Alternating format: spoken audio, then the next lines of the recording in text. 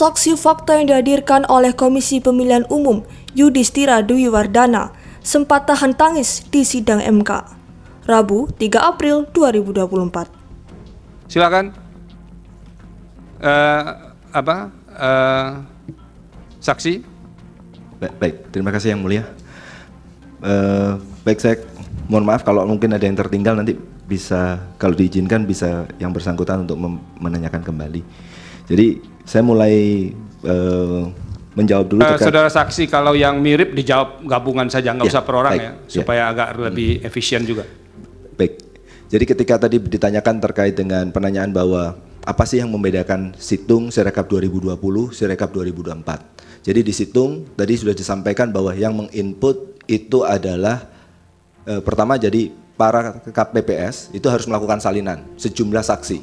Dan itu relatifly, kalau kita bicara, itu juga relatifly yang sangat membuat capek buat rekan-rekan di KPPS ya. Habis itu yang nanti akan melakukan scan, input dan kawan-kawan itu akan dilakukan oleh teman-teman di kabupaten kota. Di Situng 2020 itu sudah mulai diotomasi gitu ya, tapi jumlahnya hanya 3 halaman. Beda dengan Situng 2024 yang satu TPS-nya jumlahnya 75 halaman.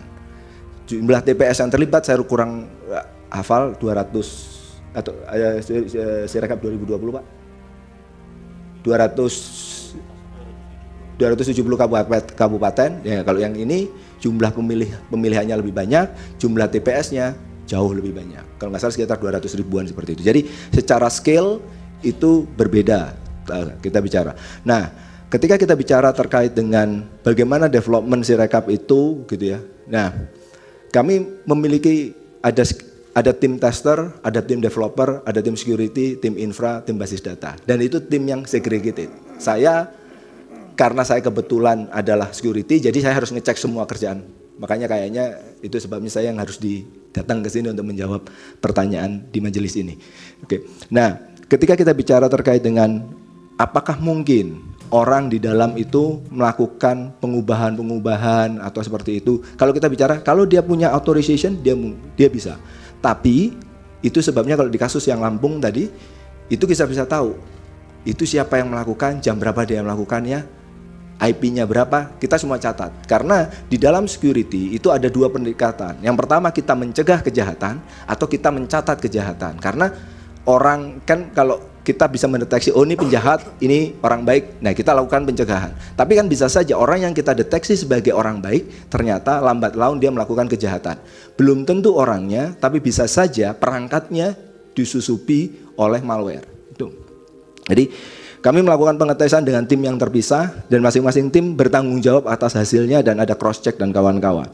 Nah, ketika kita bicara tadi ada pertanyaan gitu ya, apakah memang benar bahwa kami itu sudah merasa paling benar? Tidak ada yang sempurna di bawah langit ini, dan itu yang saya pahami dan semua rekan-rekan kami.